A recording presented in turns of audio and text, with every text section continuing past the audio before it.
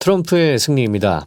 그냥 승리도 아닌 아예 상하원까지 국회와 행정부를 손에 쥐게 되었죠. 이번 대선에서의 트럼프 승리는 그 무엇보다도 채널 구독자 여러분, 특히 테슬라 투자자들에게 엄청나게 중요한 사건입니다. 트럼프 당선에 있어 일론 머스크는 단연 킹메이커였죠. 그 누구나 동의가 될 것입니다. 일론 머스크는 그동안 트럼프에게 아예 올인을 했었고요. 이런 과감한 베팅을 했으니 이제 달콤한 리턴을 수확해야 할 시기입니다.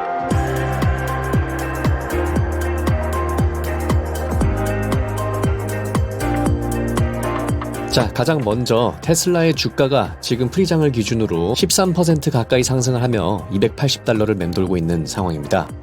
일론 머스크가 트럼프를 좋아해서 트럼프를 지지했다고는 생각하지 않습니다. 월터 아이잭슨의 바이오그래피에 버젓이 나와 있죠. 일론 머스크는 기존 민주당 지지자였으며 버락 오바마를 지지했고, 트럼프를 만났을 때 일론은 그에 대해 자기 아버지와 같은 최고의 헛소리꾼이라고도 평가를 했습니다. 그도 그럴 것이 지구 환경에 있어서 일론 머스크와 트럼프의 사상은 아예 정반대 진영에 위치해 있습니다. 트럼프는 파리 기후협정에서 탈퇴를 하기도 했고요. 전기차를 의무화하는 세금 혜택 정책을 지지하지도 않았습니다. 하지만 왜 일론 머스크는 트럼프를 지지했을까요? 사실 이 짧은 영상에서 심도 깊게 이야기하긴 힘들지만 가장 주요 포인트로는 세상을 바꾸기 위해선 극단적인 리더가 필요하기 때문입니다. 방금 말씀드렸듯 기후협정에서 탈퇴를 하기도 하고, 트럼프는 또 멕시코 이민자들이 많다며 벽을 세우기도 하는 사람이며, 또 과도한 관세를 부과하는 등 일반적인 사람이라면 가지고 있을 세상의 균형이 깨지는 것에 대한 두려움이 없이 본인이 옳다고 생각하는 것을 과감하게 밀어붙이는 사람입니다. 민주당의 가장 큰 문제는 인류의 거대한 변화에 있어 세계에 한번 나올까 말까 하는 인물을 단지 정치적인 그런 이유로 철저하게 무시했던 것에 있습니다. 2021년 있었던 미국의 전기차 회담에서 테슬라는 노동조합이 없다는 이유로 초청되지 못했고, 당시 전 대통령 바이든은 GM의 CEO 메리 바라가 미국의 전기차 전환을 이끌었다는 망언을 하기까지 이릅니다.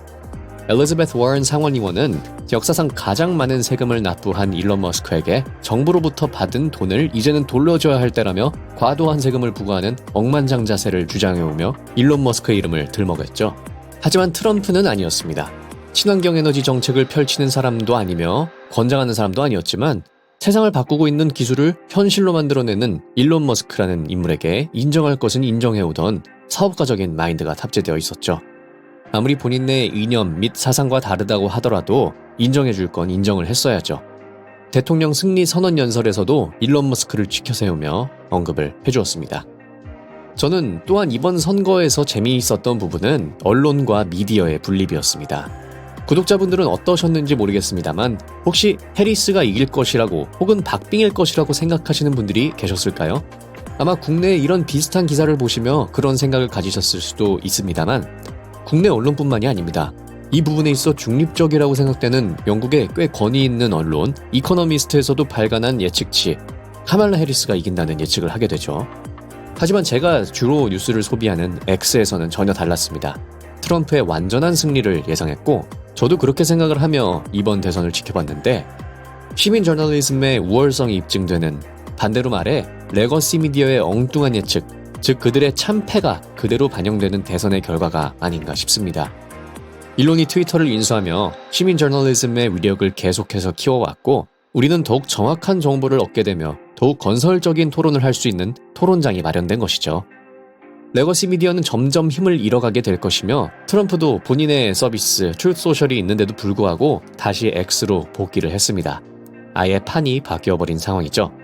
바로 일론 머스크와 테슬라의 판으로 인프라가 깔리게 되는 순간입니다. 하지만 전기차를 권장하는 전기차 의무화 정책도 폐지가 될 것으로 보이죠. 또한 연초에 발간된 테슬라의 10K에도 버젓이 나와 있는 에너지 스토리지에 대한 6에서 50%라는 어마어마한 세금 혜택, 이것도 없어질 가능성이 큽니다. 이러면 테슬라에 안 좋은 거 아닌가요? 라는 질문을 하시는 분들에겐 두 가지 답이 있습니다. 첫 번째로 테슬라는 전기차 회사가 아닙니다. 전기차는 지금 현재 테슬라의 매출을 대부분 차지하고 있긴 하지만 테슬라는 AI 에너지 솔루션 회사이며, 트럼프는 AI 발전을 위한 규제 완화, 또 정부 보조금에 있어 굉장히 열려있죠. 즉 테슬라의 자율주행 규제 완화에 있어 엄청난 힘을 실어줄 수 있을 것이며, 이는 지난 로보택시 이벤트에서 이야기했던 2025년부터 모델 3와 모델 Y는 무감독 완전 자율주행이 출시된다라고 했던 일론 머스크의 말이 매우 현실적인 이야기로 다가오게 되는 형국입니다. 또한 에너지 스토리지는 지난 시간에 알아봤다시피 AI 발전에 있어 필수적인 존재로 자리 잡을 수 있기에 이런 세금 혜택이 없어지더라도 다른 방식의 보조금을 받을 수도 있을 거라고 추측이 됩니다. 트럼프는 친 AI 진영이며 이에 대한 에너지 관련 지원을 아끼지 않을 것이라고 이야기했죠. 두 번째로 테슬라는 이런 정책을 아주 교묘하게 비껴갈 수도 있다라고 봅니다. 관련 정책을 고안할 때 이에 대한 고문 역할을 일론 머스크가 맡게 될 가능성이 아주 높아지게 됐죠. 현재 트럼프는 일론 머스크를 정부 효율 운영 부서, 일명 도지죠. 이 부서의 장으로 임명할 것이라는 이야기도 했으며 실제 트럼프는 행정부 정책을 논의하는 내각의 고문으로 일론 머스크를 앉힐 의향이 있다고까지 얘기했습니다. 지금 이렇게 보고 저렇게 봐도 향후 4년은 테슬라 투자자로서 굉장히 흥미롭게 될 것으로 보이죠. 앞으로 느긋하게 친 테슬라 환경 속에서 충분히 즐기며 투자를 이어나가면 될 것 같습니다. 자, 팔란티어의 완벽했던 실적, 현재 주가 50불을 넘은 상황. 또 이제 내일 아침 6시 아이온큐의 실적이 발표됩니다. 현재 아이온큐는 16달러를 향해 가고 있으며 실적에 대한 저의 감상도 공유드리도록 할 것이고요. 이어서 엔비디아의 실적도 11월 20일로 예정되어 있습니다. 블랙웰을 벌써 다 완판시켰다는 엔비디아도 현재 정고점을 향해 가고 있죠. 정말 흥미진진할 때가 아닐 수 없습니다. 지금까지 테크피드였습니다. 시청해주셔서 감사드립니다.